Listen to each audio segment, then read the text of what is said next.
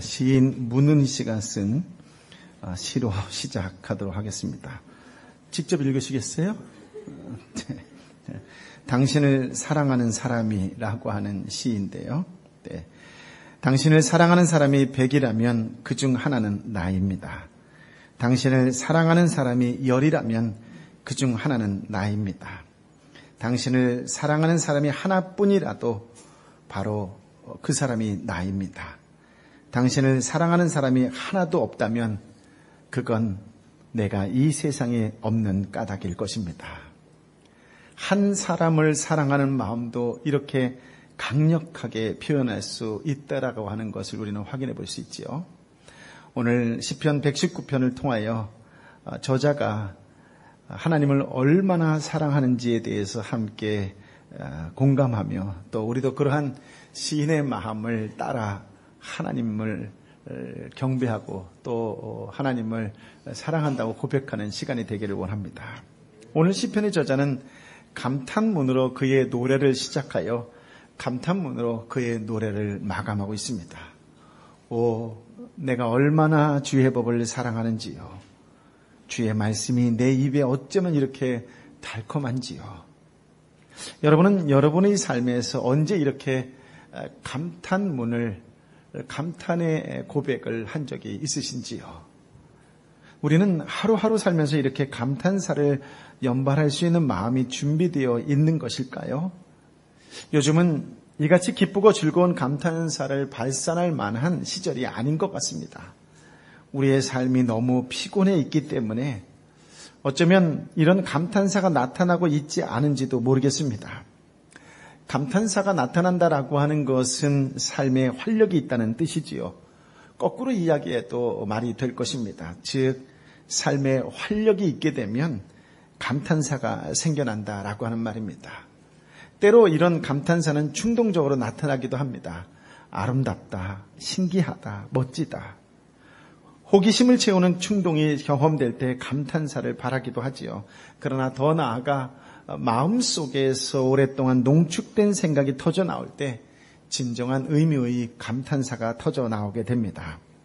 그것을 사랑하면서 열망할 때, 그것에 대해서 마음을 쏟을 때, 그것이 우리 삶의 일부가 되어 들어올 때 우리는 진정한 감탄의 노래를 부르는 사람이 됩니다. 시편 119편은 시인이 하나님의 말씀에 대한 사랑에 붙잡혀 고백하고 있는 말씀입니다.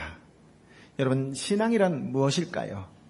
신앙이란 말씀의 사람이 되는 것입니다. 신앙인이 되었다, 신앙의 인물이 되었다라고 하는 말은 하나님의 말씀을 사랑하는 인물, 하나님의 말씀을 사랑하는 사람이 되었다라고 하는 뜻이지요.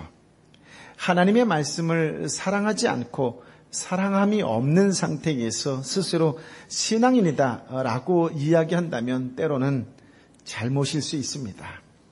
성경 읽기를 소홀히 하고 성경 말씀 사랑하는 것을 멈추면서 스스로 예수님을 잘 믿고 있다고 생각하는 것은 때로 착각일 수도 있습니다. 예를 들어 여러분 다 핸드폰을 가지고 있을 것입니다. 요새는 아주 어린 아이부터 노년에 이르기까지 핸드폰이 없는 사람이 없을 정도이죠. 그런데 모든 사람이 이 핸드폰을 다 온전하게 다 사용하고 있다라고 이야기하기는 곤란할 것입니다. 젊은이들이야 핸드폰을 사용하는 것을 보면 카메라 기능, 녹음 기능, 문자 보내기 기능, 게임 기능, 이메일 기능, 심지어 돈을 지불하고 돈을 이체하는 기능, 정보 기능 등 핸드폰이 갖고 있는 모든 기능을 아주 잘 소화하고 다 사용하고 있다, 이렇게 이야기해도 과언이 아닐 것입니다. 그러나 저를 제외한 50대 이상 되신 분들은 아주 값비싼 핸드폰을 갖고 있을지라도 이 많은 기능을 거의 다 사용한다라고 얘기하기 어려울 정도로 몇 가지 기능만 사용하고 있는 것을 확인해 볼 수 있을 것입니다. 심지어 어떤 분은 딱 2-3가지 기능만 사용하는 분들도 있습니다. 전화 받고 전화 거는 기능, 또는 요즘에는 그런 것도 많이 안 하다 보니까 SNS를 통해서 문자를 주고받는 기능, 이런 정도만 하는 분들이 의외로 많이 있지요. 그러다 보면 그 값비싼 핸드폰을 가지고서 우리는 그것이 갖고 있는 다양한 기능을 사용하지 못한다라고 하는 것을 확인할 수 있고, 심지어 매뉴얼을 보면 자세히 설명이 다 나와 있음에도 불구하고 매뉴얼을 읽어보는 분들이 거의 없다라고 하는 것이지요. 여러분, 예수님을 믿는다는 것은 어떤 것일까요? 우리 모두 하나님께서 우리에게 주신 믿음의 풍성함을 다 활용해야 할 텐데, 우리는 가장 중요한 것 한 가지만 알고 있는 것 같습니다. 물론 중요하죠. 그것은 무엇일까요? 그것은 하나님께서 우리를 사랑하신다는 것, 하나님께서 우리를 위해서 그의 아들 예수 그리스도를 보내주셨다는 것, 그리고 그분이 십자가에 달리시고 죽은 지 사흘 만에 부활하셨다는 그 사실. 물론 성경의 다른 모든 내용을 몰라도 이것만은 알고 있는 것은 정말 중요합니다. 그러나 성경을 더 자세히 보면 왜 하나님께서 예수 그리스도를 우리에게 보내주셨는지, 왜 예수 그리스도가 우리에게 있어서 사랑인지, 예수 그리스도를 통해서 어떻게 우리에게 주어진 인생을 살아야 될 것인지에 대해 성경은 창세기에서부터 요한계시록에 이르기까지 계속해서 우리에게 가르쳐주고 있습니다. 그런데 우리는 한 가지만 아는 것을 통하여 우리의 인생 속에 주어진 것들을 풍성하게 활용하지 못하는 경우가 참으로 많다는 것이지요. 사랑하는 성도 여러분, 만약 임종을 앞두고 있는 분에게 단 한 말씀을 가르친다라고 한다면 하나님께서는 사랑이십니다. 하나님께서는 예수 그리스도를 통해서 우리의 죄를 용서하여 주셨습니다. 예수 그리스도를 믿으면 우리 애가 하나님의 자녀가 됩니다라고 하는 이 한마디 한 구절을 가르쳐주면 충분하겠지요. 그러나 저나 여러분처럼 매일매일 그리스도의 이름으로 사는 사람들에게는 조금 더 많은 것이 요구되어지지 않을까요? 이 말은 예수님을 주님으로 고백한다는 것이 도대체 무엇인지, 하나님의 자녀가 되겠다는 것이 무엇인지, 이 땅에서 성령의 능력으로 산다는 것이 무엇인지, 하나님 나라를 위해서 사는 것이 무엇인지를 우리는 날마다 순간순간 배우고 가르침을 받고 또 깨달아야 될 것입니다. 그런데 핸드폰의 매뉴얼을 다 알지 못해서 혹은 귀찮아서 그 기능을 다 쓰지 못하는 사람처럼 우리는 하나님께서 주신 매뉴얼을 읽어보지 않고 있는지도 모르겠습니다. 하나님께서 우리에게 창세기서부터 요한계시록까지 어떻게 하나님의 자녀답게 사는지, 어떻게 하나님이 주신 이 모든 능력을 갖고 사는지를 매뉴얼을 통해서 다 가르쳐주고 계십니다만, 그런데 우리들은 그것을 그냥 땅에 두고 바르게 사용하지 않는 어리석음을 저지르고 있는 것은 아닌가 하는 생각이 듭니다. 여러분, 성경은 왜 읽어야 할까요? 성경은 왜 우리에게 소중한 것일까요? 성경을 읽을 때 두 가지 생각을 하면서 읽으면 좋겠습니다. 첫 번째는 성경은 거울과 같다라고 하는 것입니다. 오늘 아침 교회에 예배 드리러 나오면서 여러분 누구도 예외 없이 거울을 들여다 보았을 것입니다. 여러분, 거울을 보면 누가 보이지요? 옆 사람이 보입니까? 거울을 보면 어김없이 내가 보인다는 것입니다. 저도 오늘 이 자리에 서기까지 여러분의 거울을 보았습니다. 물론 그때마다 흐뭇해합니다. 넥타이를 제대로 맸는지, 옷을 제대로 입었는지, 또 머리도 한번 보게 되고 거울을 통해서 제 전체를 다시 한번 보는 것이죠. 성경이 바로 거울과 같다라고 하는 것이에요. 그래서 성경을 보면 우리들의 이야기가 성경 속에 담겨져 있습니다. 우리의 고뇌가, 우리의 고통이 그 안에 들어 있습니다. 우리의 교만과 자랑의 이야기도 들어 있습니다. 하나님을 향한 반역과 우리가 어떻게 하나님께 범죄했는지를 알려주는 이야기도 성경 속에 들어 있습니다. 우리가 가진 미움들, 우리가 사랑했던 사랑의 역사도 성경 속에 들어 있습니다. 그래서 성경을 통해서 우리 자신을 보게 되는 것이지요. 나 같은 사람을 하나님께서 어떻게 사랑하시고 어떻게 인도하셨으며 어떻게 이 세상에서 승리하게 하셨는가를 깨닫게 되는 것이 바로 성경의 말씀들이다라고 하는 것입니다. 여러분, 인류의 시작의 모습, 인간이 어떻게 범죄했는가를 보기 원하십니까? 그렇다면 창세기를 읽으시면 됩니다.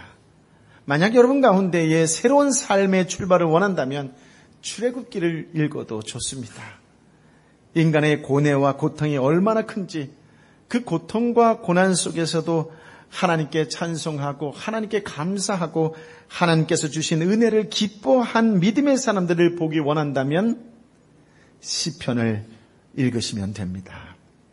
이 사회의 죄악, 민족의 죄악을 보면서 아파하고 통탄하고 하나님의 마음으로 선포할 마음의 준비를 갖춘 사람들이라고 한다면 소예언서, 대예언서를 읽어보셔야 할 것입니다. 우리 주님이신 예수님이 사람들을 어떻게 만나고 고통받는 사람들의 손을 어떻게 붙잡아 주셨고 그들을 어떻게 세우셨고 그들의 죄악을 어떻게 용서하셨고 그들에게 어떻게 새로운 용기를 불어넣어 주셨는가를 배우기를 원한다면 어디를 읽을까요? 복음서를 읽으시면 됩니다. 특별히 요한복음을 먼저 읽으시면 큰 은혜가 깨달음이 임하게 될 줄 믿습니다. 초대교회 성도들이 어떻게 로마 제국의 권력에 굴하지 않고 땅끝까지 복음의 역사를 용기 있게 증거하면서 오늘날 저와 여러분에게까지 같은 말씀을 증거할 수 있도록 사람들이 예수 그리스도를 믿을 수 있는 놀라운 복을 허락받게 되었는지에 대해서 깨닫기를 원한다면 당연히 사도행전을 읽으셔야 할 것입니다. 인류의 마지막이 어떻게 될 것인지, 하나님께서 허락하신 새하늘과 새 땅의 역사가 어떻게 나타날 것인지를 보기 원한다면 요한계시록을 읽어보시면 되겠지요. 성경을 읽으면서 자신의 모습을 보고 자신의 잘못된 것을 반성하고 회개합니다. 그 속에 하나님께서 나 같은 사람을 어떻게 용서하시고 사랑하는지를 깨닫게 됩니다. 고난과 고통과 난관의 자리를 극복하면서 이 세상에서 용기를 갖고 사는 믿음의 용사들을 다시금 보게 되는 것, 그것이 바로 성경이라고 하는 것이에요. 여러분, 예수님을 믿으신다면 성경을 사랑해야 합니다. 성경 속에 있는 하나님께서 주시는 놀라운 음성, 하나님의 매뉴얼을 보게 될 때에 이 땅에서 우리는 하나님께서 기뻐하시는 소중한 삶을 살아갈 수 있게 됩니다. 또 성경은 우리에게 어떤 역할을 할까요? 성경은 우리에게 눈의 역할을 한다라고 말씀드릴 수 있습니다. 지난주에도 말씀드렸지만 안경의 역할을 합니다. 렌즈와 같은 역할을 합니다. 세상의 창문과 같은 역할을 하지요. 그래서 성경을 통해서 자신을 보게 하고 성경을 통해서 이웃을 보게 하고 성경을 통해서 세상의 역사를 보게 하고 이 우주를 볼 수 있는 세계관을 갖게 하는 것, 그것이 바로 성경책이다라고 하는 것입니다. 왜 어떤 사람들은 불평과 불만을 품고 인생을 살아가고 왜 어떤 사람들은 지극히 작은 것에서도 감사하면서 사는 것일까요? 그것은 마음속에 무엇이 있는가, 무엇을 통해서 자기의 삶을 되돌아보고 있는가에 달려 있습니다. 믿음의 사람들은 성경을 통해서 하나님의 마음을 알게 됩니다. 예수 그리스도의 품성을 마음속으로 품게 되지요. 예수님의 눈으로 사물을 바라보고 예수님의 눈으로 사람을 바라봅니다. 그것을 통해서 인간의 모습을 깨닫게 될 때에 하나님의 깊은 뜻을 깨닫게 되는 것이지요. 가치관이 생기고 세계관이 생기고 인생관이 성경을 통해서 생겨서 우리 안에 역사하는 것을 보게 되는 것, 이것이 성경 읽는 사람들이 갖게 되는 복이라고 하는 것이에요. 우리는 이때 시편 119편처럼 하나님의 법을 사랑하는 그 법에 놀라게 됩니다. 하나님의 말씀을 사랑하는 그 말씀을 깨닫게 되는 것을 통해서 놀라게 된다라고 하는 말씀이에요. 왜 그럴까요? 하나님의 법을 사랑하게 되면, 하나님의 말씀을 사랑하게 되면 하나님께서 지혜를 주시는 것을 깨닫게 됩니다. 오늘 말씀을 통해서 보면 노인보다 스승보다 더 깨닫고 더 통찰력을 갖게 된다고 이야기하는 것을 통해서 하나님의 지혜를 말씀을 통해서 깨닫게 된다라고 하는 것이에요. 주중에 큐티 말씀을 통해서도 말씀드렸지만 혹시 여러분이 자녀들에게 기도할 때 우리 아들에게 우리 딸에게 지혜를 주옵소서 이렇게 기도하지 말라고 말씀드렸죠. 아이와 아들과 딸이 말씀을 읽는 것이 지혜를 받는 지름길이에요. 아이 스스로가 말씀을 읽을 수 있다면 스스로 읽게 하는 것이 지혜를 깨닫게 되고 지혜를 얻게 되는 것이요. 아이가 말씀을 직접 읽을 수 없는 나이라고 하고 글을 모른다면 엄마가 읽어주는 것을 통해서 엄마도 지혜롭게 되고 아이도 지혜롭게 된다라고 하는 것이지요. 즉 말씀을 통해서 악한 길에서부터 벗어나서 하나님께 원하시는 선한 길로 설 수 있는 복을 누리게 되기 때문에 말씀을 읽으면 읽었을 때마다 와 그렇구나 이런 말씀이었구나라고 하는 놀라움을 경험하게 된다라고 하는 것이지요.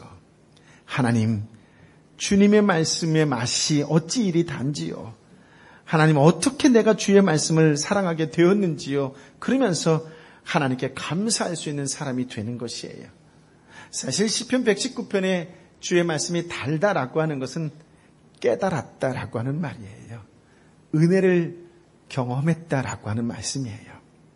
오늘 97편의 말씀을 97절의 말씀을 다른 번역을 보면 시인이 얼마나 말씀을 사랑하는지에 대해서 확인할 수 있는데요. 제가 몇 개로 추려보았습니다. 우리가 읽은 우리말 말씀은 오 내가 얼마나 주의 법을 사랑하는지요.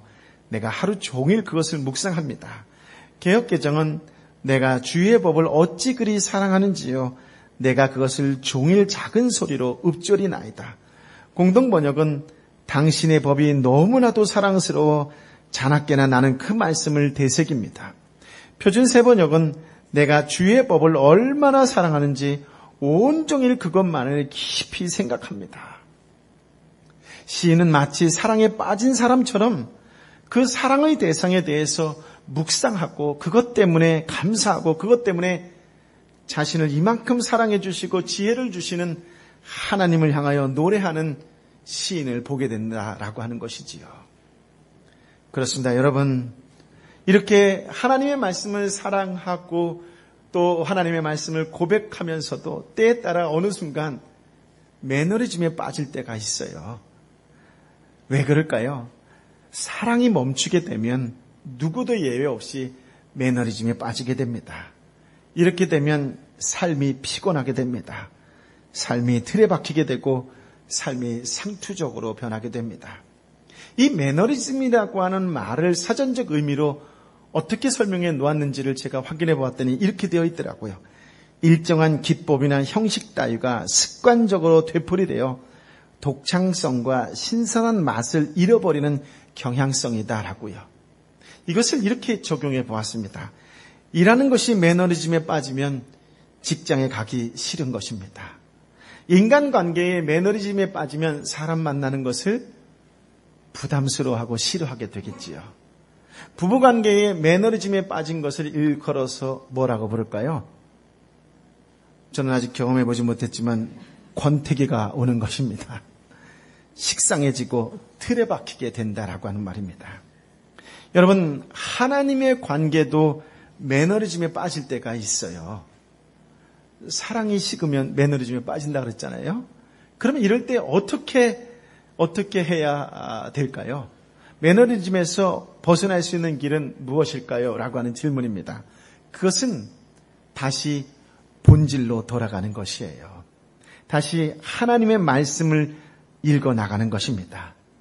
그때의 회복의 시작이 하나님께서 감격을 주시는 것이지요.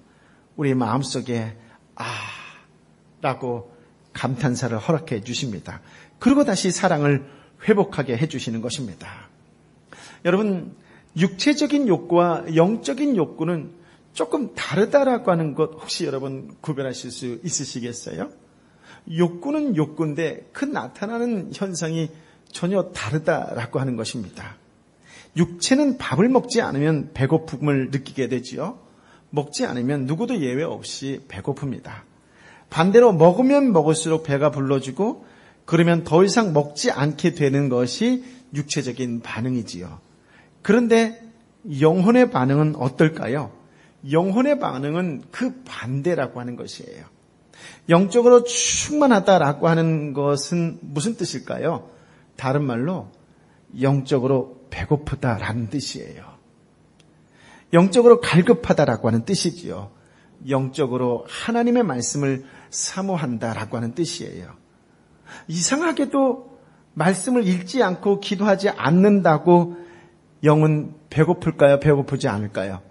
배고프지 않아요.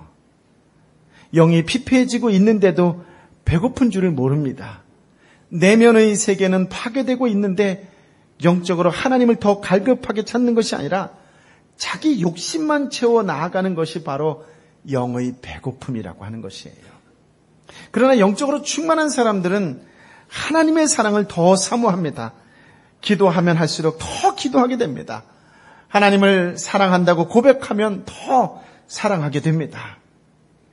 여러분이 영적으로 지금 충만한지 충만하지 않은지를 재는 척도가 바로 이것이에요. 여러분, 예배 드릴 때에 정말로 마음속에 갈급한 심정으로 예배를 드립니까?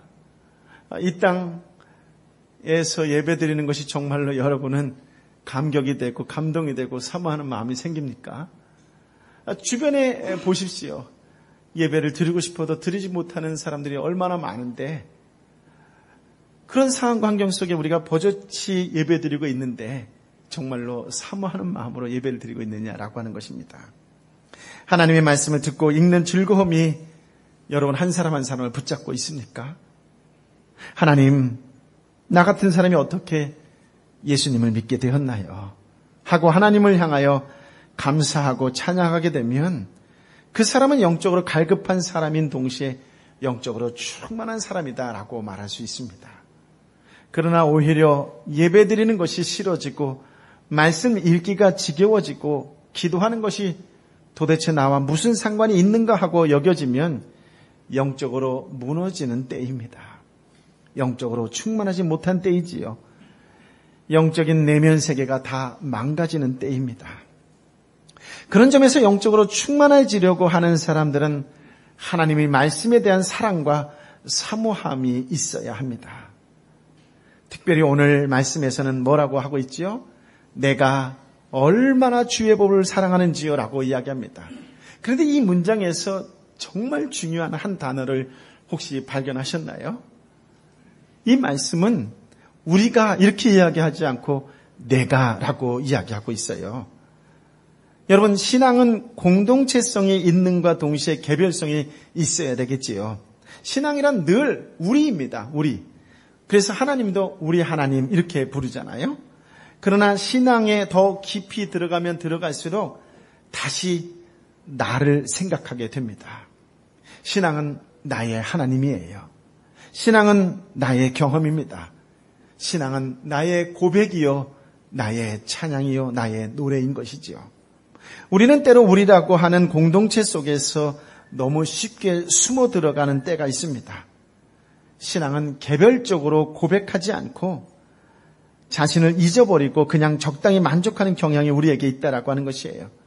그러나 분명한 것은 나와 상관없는 말씀은 결코 우리 속에서 감탄이 나올 수가 없다라고 하는 것이에요. 감탄사를 바랄 수 없다라고 하는 것입니다. 여러분, 인생을 감탄하면서 살기를 원하십니까? 감격하면서 살기를 원하십니까? 하나님의 은혜를 매 순간순간마다 고백하면서 살기를 원하십니까? 그렇다면 신앙이 나의 고백이 되어야 합니다. 성경 말씀도 나의 성경 말씀이 되어야 한다라고 하는 말씀이에요. 어거스틴이 330년 전에 쓰여진 바울의 로마서를 읽으면서 그것을 자기에게 명령하신 하나님의 말씀으로 읽었어요. 책을 펴서 읽어라, 책을 펴서 읽어라 라고 하는 어린아이의 노랫소리를 들으면서 그는 순간적으로 들고 있는 성경을 쫙 폈습니다. 그랬더니 로마서 13장 13절을 보게 된 것이에요. 그때 그 말씀을 자기에게 하나님께서 명령하시는 것으로 듣게 되었습니다. 성경은 그에게 이렇게 말했던 것이지요. 함께 읽어볼까요? 시작. 낮에 행동하듯이 단정하게 행동합시다. 방탕하거나 술 취하지 말고 음란과 호색하며 말며 다투거나 시기하지 말고. 그는 이 말씀을 자기 속에 있는 거짓과 음란과 정욕에 대한 하나님의 꾸중이라고 들었어요. 그때 그는 이렇게 고백합니다. 나는 더 이상 읽으려 하지 않았습니다. 난 더 이상 읽을 필요가 없었습니다. 본문을 마지막까지 읽기도 전에 나의 마음에 신뢰와 확신의 빛이 들어왔습니다. 모든 회의의 밤이 다 사라졌습니다라고요. 더 이상 방황하지 말고 이제는 나의 자녀답게 살라는 하나님의 음성으로 그 말씀을 하나님의 음성으로 받게 되었을 때 이제 방탕한 어거스틴이 아니라 위대한 어거스틴으로 거듭나게 되었던 것입니다. 여러분, 나에게 하시는 말씀으로 받지 아니하면 성경은 영원한 하나님의 말씀이지만 저 사람의 것이지 나의 것이 아닌 것이에요. 마틴 루터 잘 아시지요? 종교개혁을 일으켰던 마틴 루터의 성경 읽기도 마찬가지였습니다. 그는 유독 시편 118편을 사랑했다고 자주 고백하곤 합니다. 그는 자기의 삶의 처지와 너무나 비슷한 시편 기자의 모습을 보면서 이것은 나에게 주시는 하나님의 말씀이다라고 고백하며 붙잡았는데요. 시편 118편 6절의 말씀이었습니다. 함께 읽어보시겠습니까? 시작. 여호와께서 내 편이시니 내가 두려워하지 않겠습니다. 사람이 내게 어떻게 하겠습니까? 당시 종교개혁을 일으켰던 마틴 루터에게 있어서의 거대한 로마 교황청은 싸울 수 없는 절벽과 같은 곳이었습니다. 그러나 자기 편이 없는 것 같은 상황 속에서 자기를 적대하고 핍박하는 세력이 너무나 거대했음에도 불구하고 그는 그때 하나님의 말씀을 읽으면서 깨닫게 된 것이에요. 어떤 말씀이었어요? 하나님께서 내 편이시다. 하나님께서 내 편이시다. 나는 더 이상 두려워하지 않겠다라고. 하나님께서 내 편이신데 사람 그 누가 나를 어찌할 수 있겠는가라고. 그는 이제는 나는 나의 길을 가겠다. 하나님께서 열어주신 그 길을 가겠다라고 고백하게 됩니다. 그러면서 그는 시편 118편을 향해서 이렇게 기록합니다. 너는 내 사랑하는 책이다. 아니, 나만의 시편이 되어야 한다. 시편 모두와 성경 전체가 나의 삶의 위로가 되었지만 무엇보다 나는 이 시편을 좋아하며 이 시편과 연애하고 있다. 그래서 이 시편은 나의 것이라 불리며 나의 것이 되어야 한다. 이렇게 기록하고 선언했던 것입니다. 사랑하는 성도 여러분, 여태까지 예수 그리스도를 믿으면서 여러분의 시편이 있으십니까?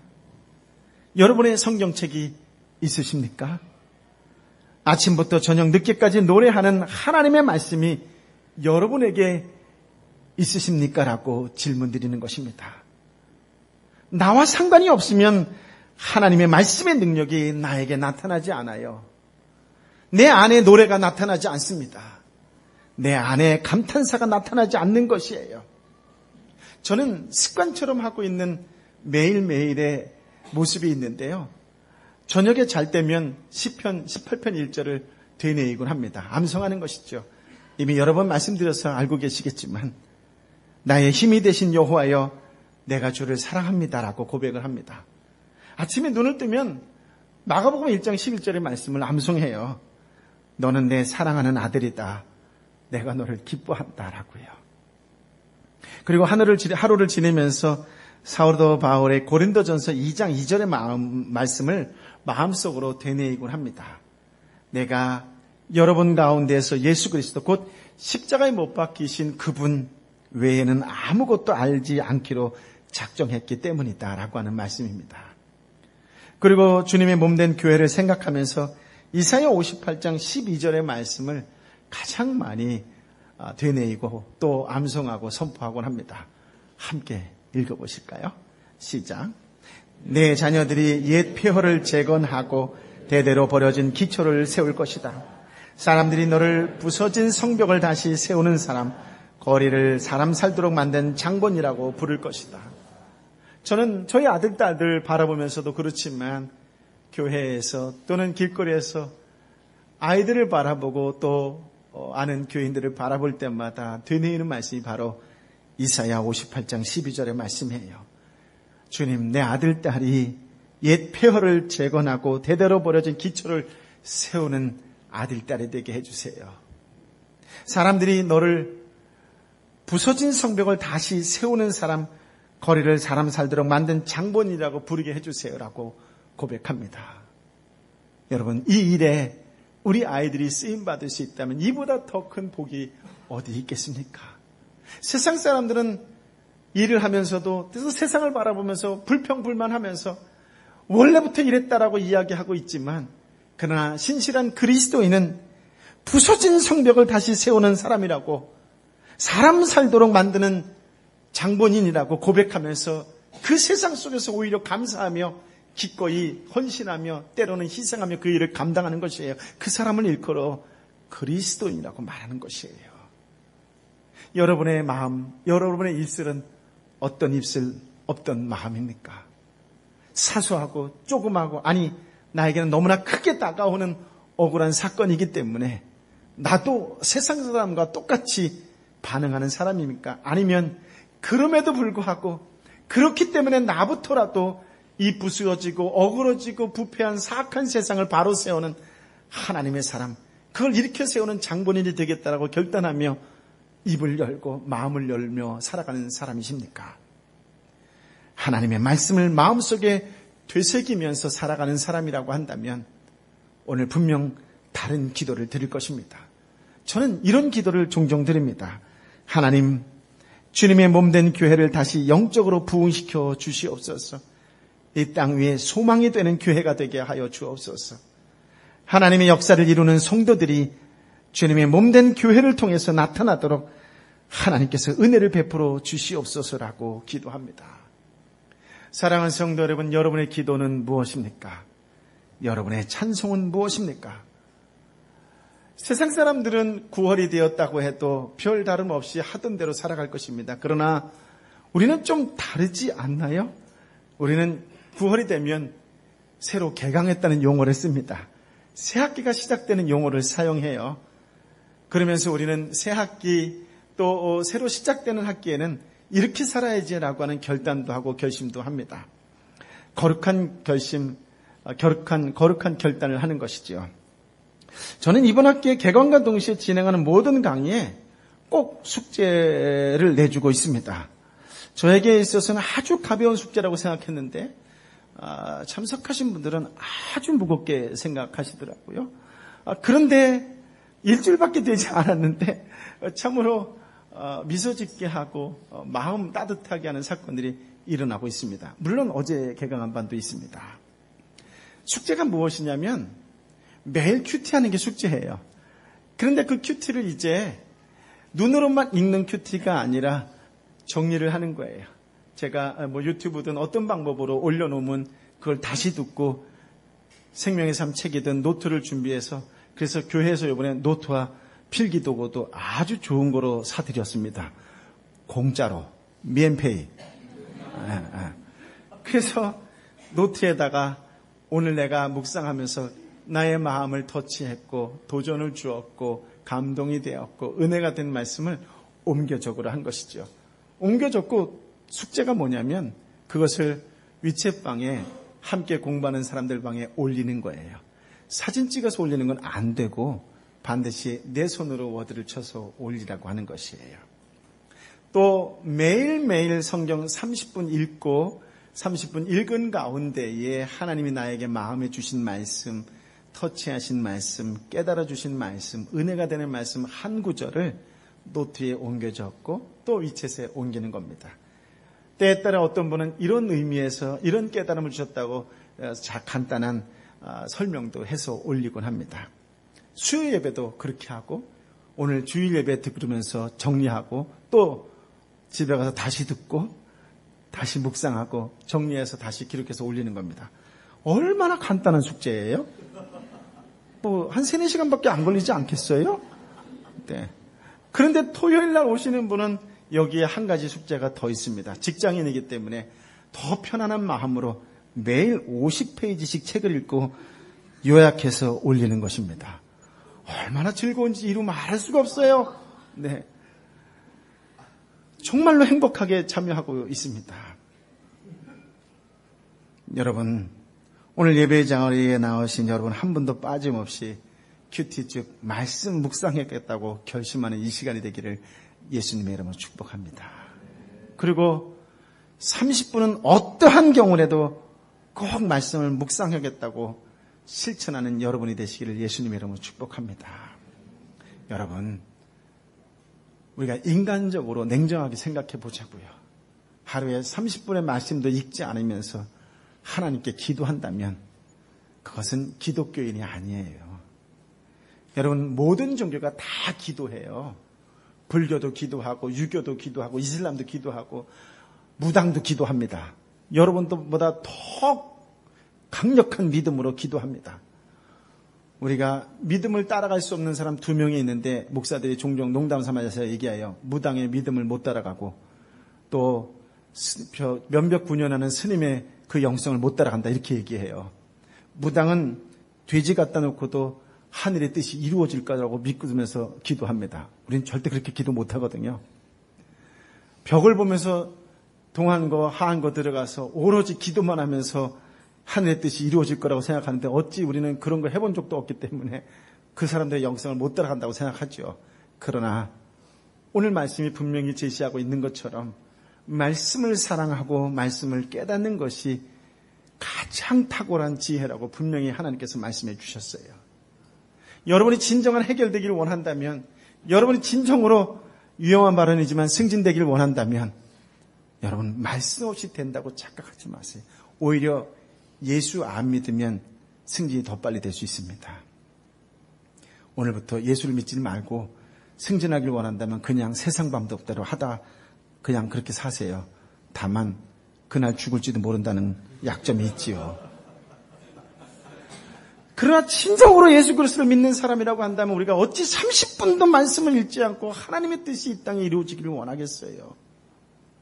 하나님의 방법을 모르고 하나님의 매뉴얼을 모르고 어떻게 이 세상을 살아간다고, 어떻게 이 세상을 살아가는 그리스도라고 말할 수가 있겠냐고요. 그렇지 않아요. 인간적으로 한번 우리 양심적으로 한번 생각해 보자고요.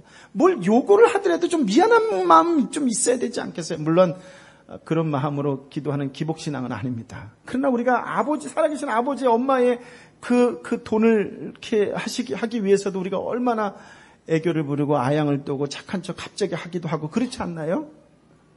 하나님은 그 무엇보다도 당신과 대화하기를 원하시는 거예요. 하나님이 외로워서가 아니라 왕따라서가 아니라 복을 주시기 위해서 그런 거예요. 내가 너에게 주고 싶은데 뭐 만나야 줄 거 아니겠어요? 그러나 말씀 없는 기도만큼 위험한 것이 없어요. 말씀 없는 기도는 주술이요 주문이 될 수 있어요. 말씀을 붙잡고 기도하셔야 돼요. 말씀으로 대답하시는 분이 하나님이세요. 말씀으로 알려주시는 분이 하나님이세요. 말씀으로 치유해 주시는 분이 하나님이세요. 말씀으로 회복시켜 주시는 분이 하나님이시라고요. 말씀 없이 응답받았다? 위험해요. 어디를 튈지 알 수 없습니다. 사랑하는 성도 여러분, 그러므로 양으로 승부 걸지 마세요. 그리고 오해하지 마세요. 제발 겉껍데기에 현혹되지 마세요. 정말 유용한 말인데 제가 처음으로 드리는 말씀이에요. 저도 과거에 창춘밀수 삽사황 이렇게 하면서 성경탐구 40일 교회에서 많이 강의했어요. 사람들이 많이 왔을 것 같아요? 적게 왔을 것 같아요? 지금 우리 교회 상황 보면 아주 적게 왔겠지요. 그러나 구름대와 같이 왔다 그러면 거짓말이지만 가장 많이 몰려왔었어요. 목사들 중에서. 40명의 목사들 중에서 가장 많이 몰려왔었어요. 그런데 제가 그 강의를 끝나고 회개했어요. 아무도 안 변하더라고요. 정말 유익했다. 정말 이런 강의가 어딨나. 너무 좋아했어요. 근데 사람이 안 변하더라고요. 성경에 읽혀지네. 100번 해보세요. 사람이 변하나? 안 변해요. 지식은 늘어납니다. 성경 볼 때 유익해요. 그러나 안 변해요. 말씀을 읽어야 변해요. 말씀이 변화시키는 거지 테두리가 나를 변화시키지 않아요. 말씀이 나를 변화시키는 거예요. 목사의 설교가 여러분을 변화시키지 않아요. 말씀이 변화시키는 것입니다. 오늘 설교를 듣고 그래 맞아 말씀을 읽어야지, 말씀 속에 하나님과 친밀해져야지, 말씀 속에 하나님과 사귐을 가져야지, 그렇지 말씀이 결국 나를 일으켜 세워줄 거야, 말씀이 결국 나를 힘을 줄 거야, 말씀이 결국 나를 승리하는 사람을 만들어줄 거야 라고 깨닫고 결단하는 것이 핵심이지, 그 구조가, 시스템이 우리를 변화시키는 게 아니에요. 여러분, 우리 교회에 어떤 시스템이 있어요? 난 수요 예배 밥하는 거 보면 기적이라고 생각해요. 주일날 설거지하는 거 보면 기적이라고 생각해요. 어떻게 저 양반이 집에서 설거지 한번 해본 적이 없는데 교회에 와서 설거지하고 있고. 여러분, 시스템이 아니에요. 말씀이에요. 말씀이 저와 여러분을 변화시키는 것입니다. 말씀이 우리 한 사람 한 사람을 변화시키는 것이에요. 자꾸 현혹되지 마세요. 화려한 것에 눈 빠지지 마세요. 말씀이에요. 그렇다면 묵상은 속도가 아니에요. 묵상은 곱씹는 것이에요. 양으로 승부하는 것이 아니라 되새김질하는 것이에요. 깨닫는 것입니다. 은혜 받는 것이에요. 이것이 핵심이에요. 우리가 성경을 읽고 또 읽으면 하나님께서 우리에게 찾아오세요. 그 말씀이 나를 향한 말씀으로 다가오고 감탄과 감격을 할 수 있는 나를 허락해 주시는 것이에요. 어느 순간 분명히 여러분도 깨닫게 될 것입니다. 주의 말씀이 내 입에 어쩌면 이렇게 달콤한지요.